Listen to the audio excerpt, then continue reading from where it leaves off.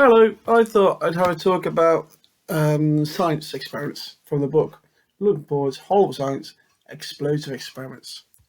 Imagine you're at a science conference. Scientists have come from all over the world to tell each other about their work, and soon they're happily slurping tea and nattering about their science. And one of the younger scientists comes up with an explosive new idea. She says slugs are smarter than spiders. The other scientists disagree. The argument grows heated and soon a fight breaks out. Happily, just in time to avoid too much bloodshed, a wise, sensible senior scientist makes a sensible and wise suggestion. She says, let's try some experiments to find out. We'll test the idea. Of course, too right, very sensible, I agree. Yes, experiments can help scientists check their pet scientific ideas and avoid scientific punch-ups. A well-planned experiment can show if the cherished ideas are correct or just a load of old codswallop. But what exactly is an experiment? Well, I'm glad you asked me that. An experiment is a practical activity designed to test a scientific idea. All experiments have to be carefully watched by scientists and record the results and often repeat tests to check the results. Right, how it all began. Now at this point you might wonder who invented experiments, who inspired all these scientists to act strangely, and who's to blame for all those tedious school science experiments? Well, I suppose it all began with an ancient Egyptian king. Long before anyone had thought of science, people had to try things out using trial and error. You gave something a go. If it worked, and if not, well, it didn't. The idea of a careful, practical test hadn't yet been thought of, but along came an ancient Egyptian pharaoh called Pharaoh Tamtiki. The pharaoh was curious to learn whether children were born knowing how to talk or whether they needed help. So, logically, he ordered 2 newborn babies to be locked up, shut away with no one to talk to. He has set up the world's first experiment. Actually, it's the world's first cruel experiment, but if you're a pharaoh, you get away with anything you wanted. In those days, life just wasn't pharaoh. It turned out the experiment wasn't quite as clever as it appeared. You see, the foolish pharaoh had forgotten to stop the babies hearing sounds.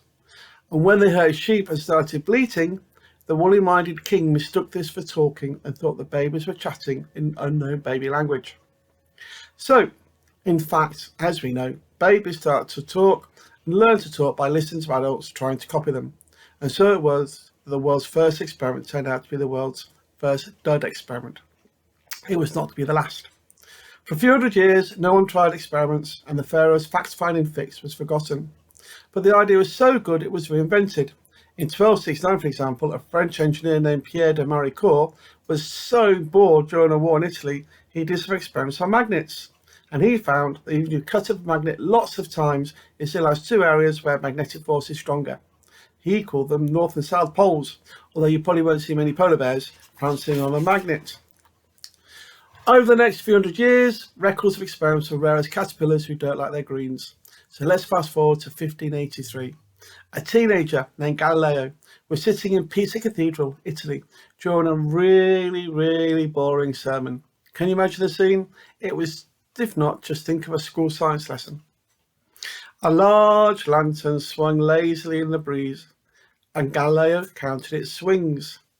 Then, with growing interest, he noticed, as he used his pulse to time the movements, and noticed something fascinating. I bet it says his pulse racing. Galileo was a practical lad who enjoyed helping his musician dad tune instruments, and as soon as he got home from cathedral, he tried some experiments to show and to prove his point. He found that as long as you kept the length of the cable the same, no matter how big the swing, it took the same time. Big swings took just as long as small swings. That is why, when you sit in a swing and swing gently, you move slowly. When you sit in a swing and swing high, you'll move faster. Right, so this experiment finally launched the idea of using experiments to show the laws of science, a tradition that still inspires scientists today, and all because a youngster got bored. Does that mean you'll make a great discovery during a boring science lesson? Maybe. Sadly, we don't have enough space to tell the story of every boffin important experiment, but there should be a special mention for the scientists who enjoyed showing off their skills in public. Imagine, 200 years ago, going to see an experiment was more popular than going to the cinema. Possibly because there weren't any cinemas, but never mind, people used to go to see science experiments for fun. One place to go was the Royal Institute in London, where Michael Faraday was a big star. Today, Faraday is famous for inventing an early electric motor, but in his day he was as famous for his public experiments. In one of them, Faraday stood in a cage with a metal covered bars as 100,000 volts of electricity ran round it. The cage sparked and cackled, but the power only ran through the metal, and the scientist was safe inside. Now, I bet you're itching to wipe your hamster's cage and throw a few electrical switches, but if you want to act like a real scientist, you'll have to follow some rules.